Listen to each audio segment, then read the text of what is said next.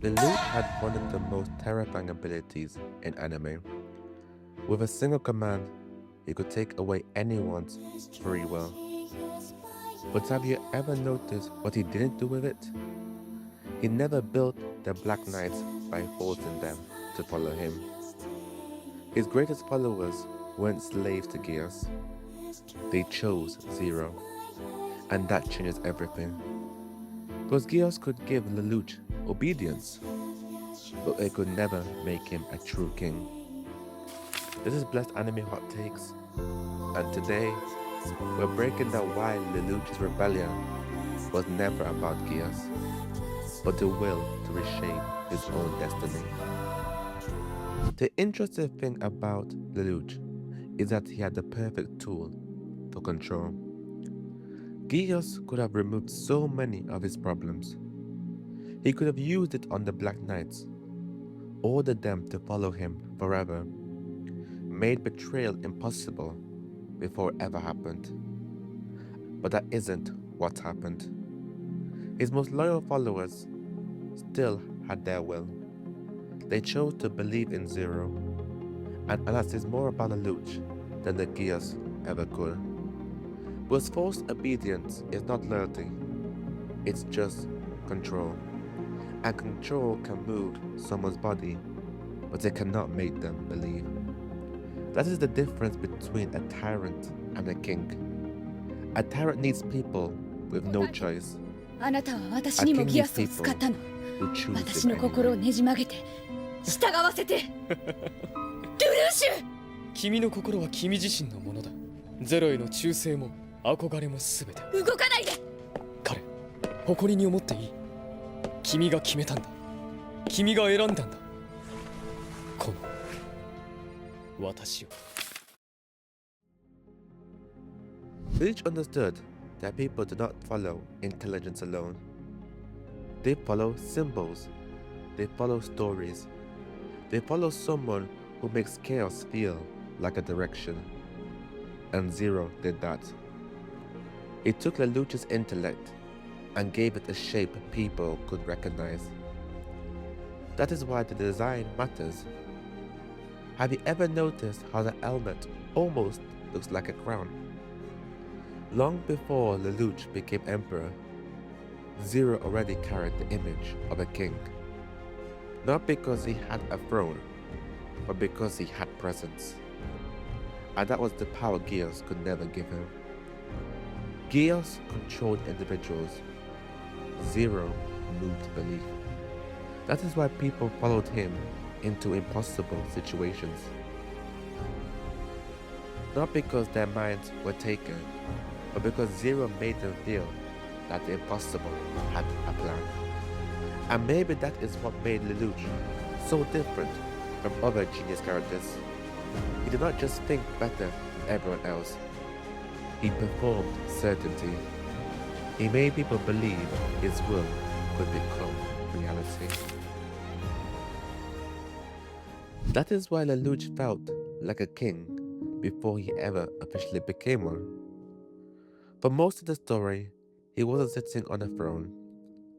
He was just a simple student, a brother, a masked rebel, someone moving through the world from the shadows. But the traits of a king were already there. Because being a king is not really about the title. It's about presence, the ability to decide and to lead, to make your will feel larger than the room you are standing in. That was always Lelouch. He didn't wait for the world to name him. He acted like someone who had already claimed responsibility over the future.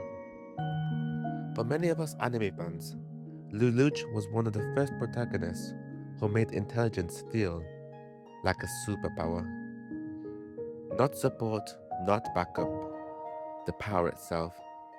And that's why calling his genius and rebellion Geass feel too small. Geass was a weapon, yes, but Lelouch more was the one fragile. who By knew lining where up to at the find city's the entire perimeter to world. engage the Black Knights, you sealed your fate. Being a king is not just about aura. That is the part people sometimes miss. It's easy to love the image of a king, the respect, the command, the feeling that people trust your vision enough to follow you. But a king also has to carry what comes after that decision. The cost, the rejection, the hatred from people who only see the surface of what he chooses. That is what made Lelouch interesting. He understood the privilege of command, but he also accepted the burden of it.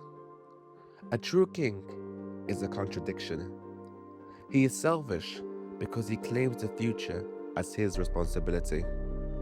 He refuses to let someone else decide it. He says, I will be the one to shape it. But he is also selfless, because once those people become his, their suffering becomes his burden too. Lelouch did not always make clean decisions. He lied, manipulated, used people, carried guilt from choices that could never be fully excused. But he kept moving. Not because he was free from guilt, but because he understood that stopping would make it all meaningless. That is the darkest side of being a king.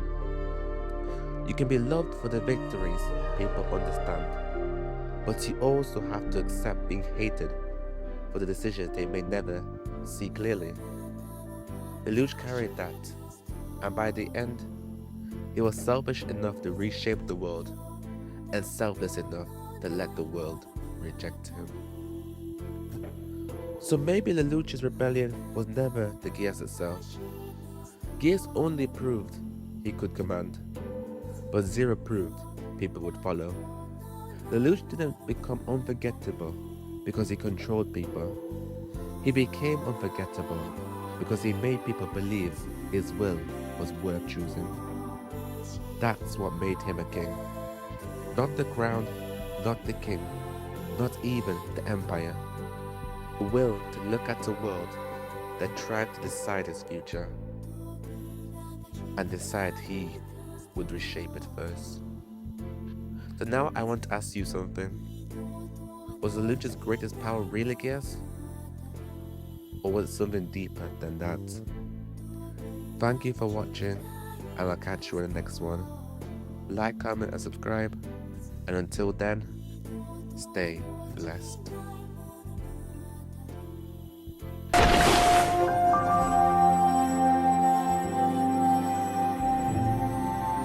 お兄様、